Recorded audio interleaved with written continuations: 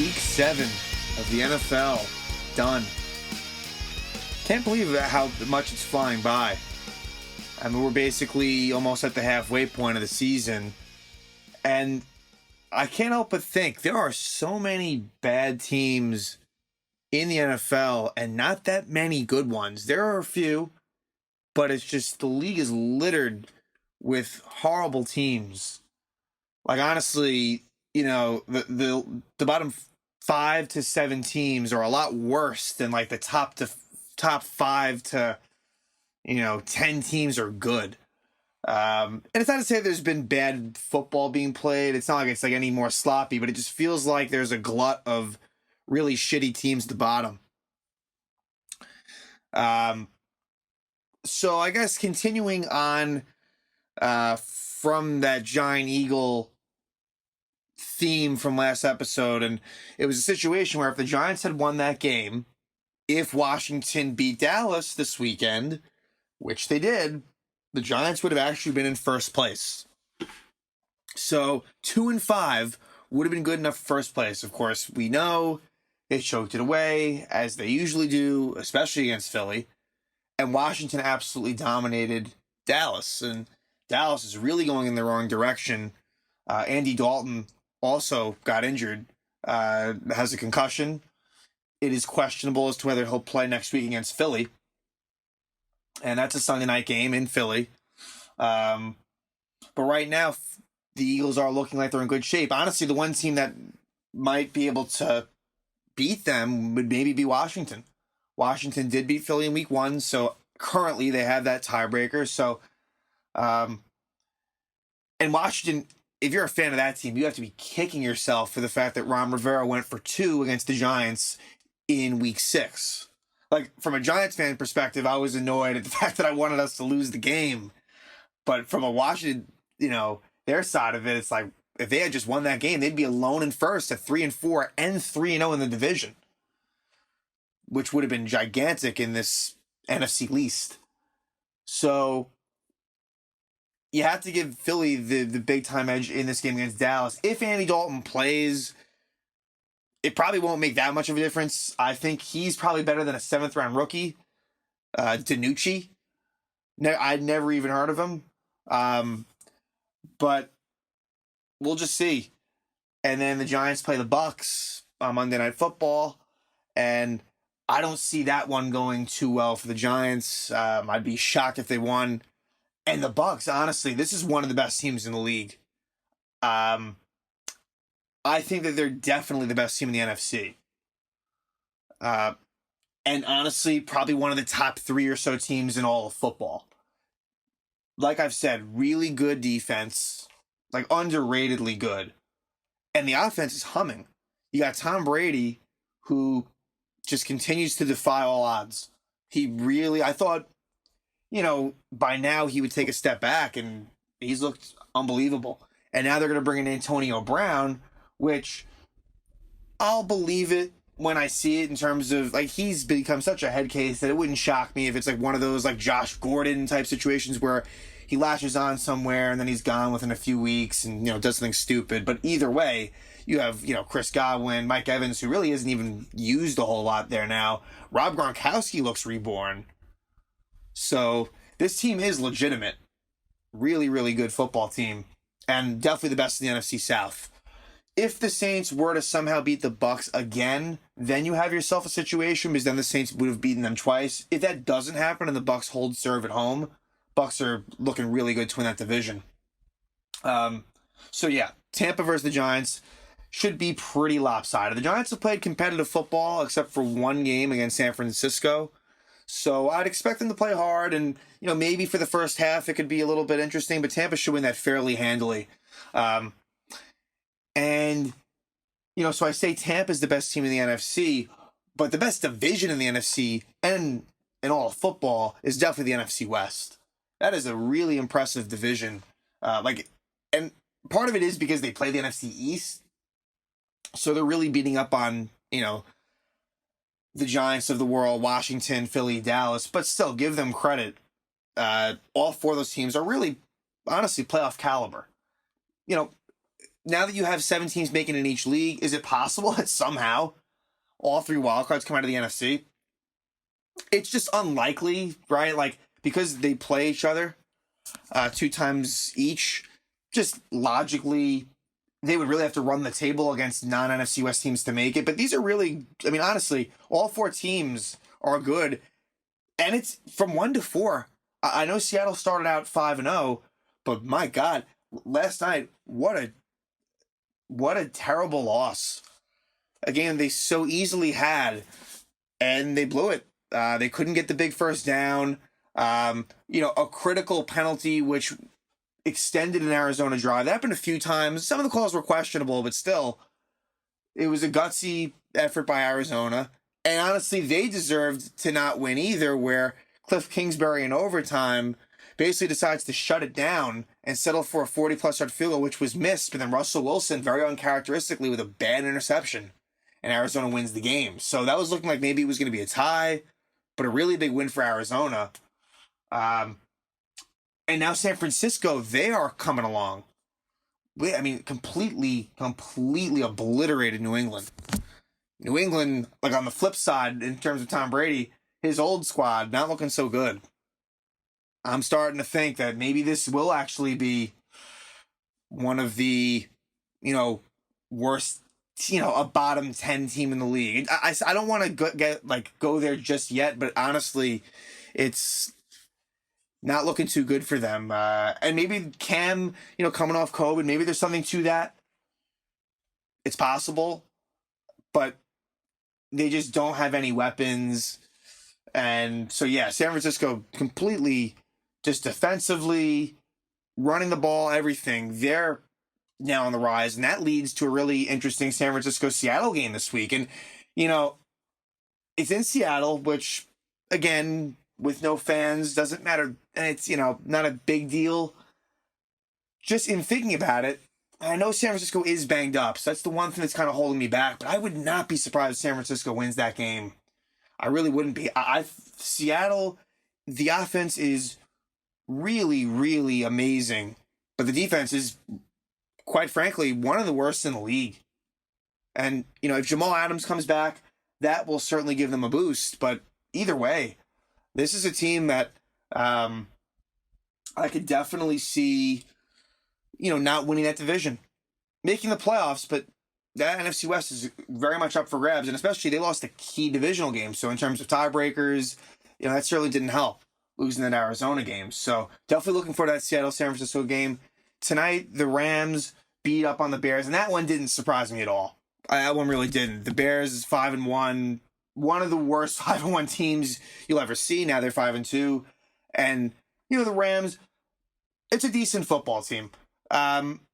They don't blow me away. It's obviously when you have Aaron Donald and Jalen Ramsey, that really helps. And the offense, it's not as explosive as it once was. They really just run the ball. It's, McVay kind of does what he can. You see a lot of wide receiver, kind of end around type plays, Robert Woods, and they get creative and try to eke out as much as they can, but it's not an explosive offense at all. But they're going to be competitive, and that should be, a borderline playoff team when the season comes to an end. So you have Arizona heading to a bye. The Rams are playing the Dolphins, and that will be Tua Tagovailoa's debut.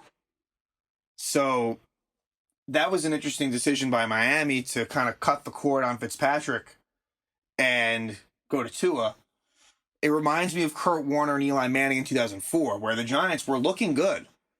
And I think they were originally 5-2, and I think when they decided to go to Eli, they were 5-4. And that pretty much, ended their playoff hopes. It did.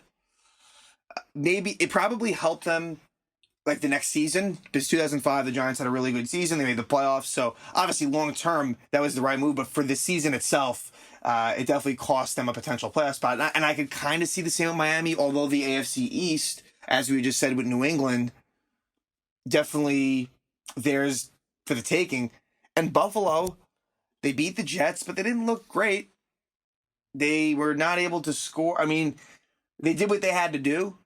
And if I had to guess, I'd say Buffalo's the favorites in that division. But we'll see what happens this week. New England goes to Buffalo. And if Buffalo wins that game, then, they're on their way. If somehow New England turns this thing around and beats the Bills, then you got a whole different situation on your hands.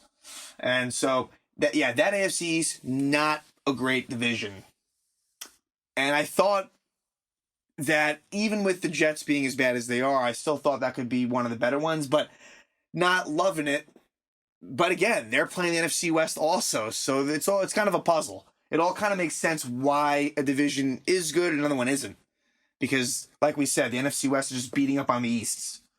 Wanted to talk about the Atlanta Falcons. So, every year, they continue to find new ways to lose. They are the biggest choke team in football. There's just no question. And this is coming from a Giant fan who has seen his fair share of really, really tough defeats. So, acknowledging that I think the Giants are up there. Atlanta takes the cake. And they played Detroit, who is another one of those teams that usually find ways to lose. So this week, Todd Gurley needed to basically get the first down and go down and not score a touchdown. If he does this, then they can kick the field goal with no time left and the game's over. Now look, with that, you never know, right? Like a snap could be, like we saw this with the Cowboys Seahawks in the 2006 playoffs with Tony Romo, where he was the holder, it was a bad snap. And so, but more than not, you're going to convert there. You're going to kick the field goal, you win the game. So Gurley, he was aware of it. He stopped, but he just got in. And it was funny seeing the Lions' reaction. They're like, yeah, like he scored. And when do you ever see the defense like hoping that they scored? It was one of those weird plays. And it also reminded me of the Giants-Patriots second Super Bowl where Ahmad Bradshaw scored. And as a fan, you had very mixed feelings where if he just kind of... And he also was aware, like Gurley, like he knew, but they both scored. And wouldn't you know it, Detroit makes a couple of really big plays. And on the very last play, Matt Stafford finds T.J. Hawkinson for the game, for what would be the game-winning touchdown. Matt Prater would convert on a long extra point. There was a penalty, so this was a really long extra point, but he got it. And Atlanta loses the game. They are... And for them, honestly... The way I root, I would have actually been happy about it because I think for them, they weren't going to make the playoffs anyway. You just want the best draft pick possible. Now, with them, they already fired their GM and head coach, so a little less incentive to want to lose, but they're a team definitely in transition in terms of front office and coaching staff. So I think if you're a fan of the team, you're fine with the loss, but it's just embarrassing. And I do think that they do need to change the dynamic there with Matt Ryan and Julio.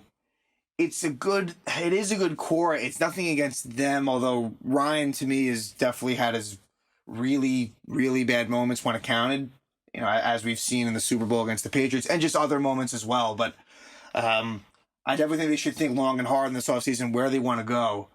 And maybe a lot of that will depend on where their draft pick is. Right now it's looking like it'll be a high one. But again, there's a lot of bad teams, so that could go any which way. Another really close game to the finish was Cleveland-Cincinnati. Odell Beckham Jr. out for the season. Really bad knee injury. Or I should say really bad leg injury. Tore his ACL. He is now, you could label him as an injury-prone player. That's as a Giant fan, you saw that happening, towards the end of his tenure there. And feel bad for the guy. Hate to see him get hurt, but it is a fact now. He really is someone who, from a health standpoint, you can't trust to stay on the field. And even though it was a freak injury. But Baker Mayfield actually looked good after Odell left the game. He was finding his tight ends regularly. And Joe Burrow has looked very impressive as well, I have to say. Joe Burrow and Justin Herbert, the rookies this year, They have some good pieces around them, weapons wise, but very good early showing from the rookies. But yeah, that was the game that Cincinnati definitely should have won. Although I guess it was a bit of a back and forth game, but they get a late touchdown to go up by 3 with less than a minute to go, and Cleveland drives the field and gets the winning touchdown. Big win for Cleveland. They're now 5-2. With them, they really got beat badly by Baltimore and Pittsburgh, but they've beaten who they should beat. So I'm not overly impressed by Cleveland, but it's a step up for them.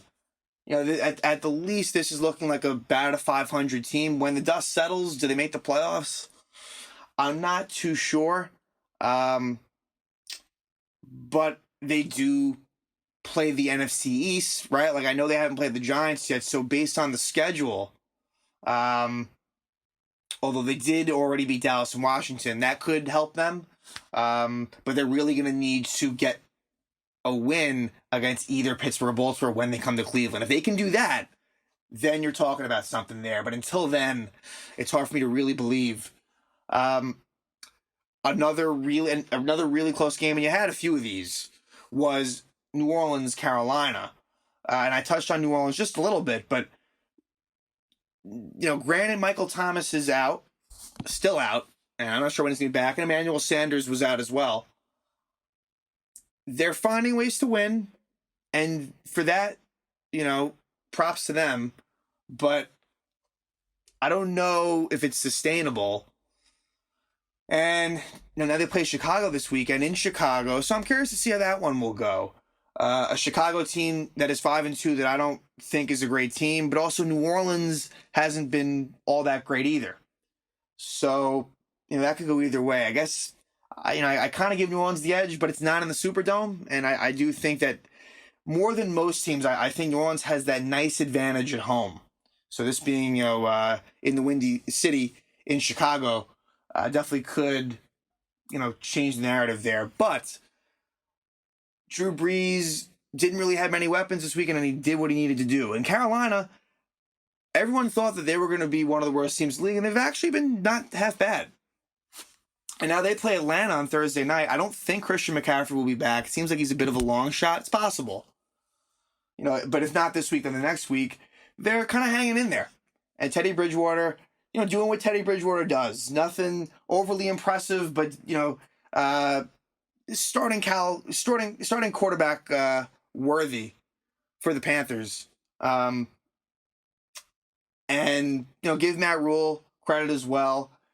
And maybe that could be a team that makes a little bit of noise in the NFC South. Again, it's the Bucs to lose, but Carolina, with a costly sack. New Orleans gets a really big sack at the end of the game, which really put them out.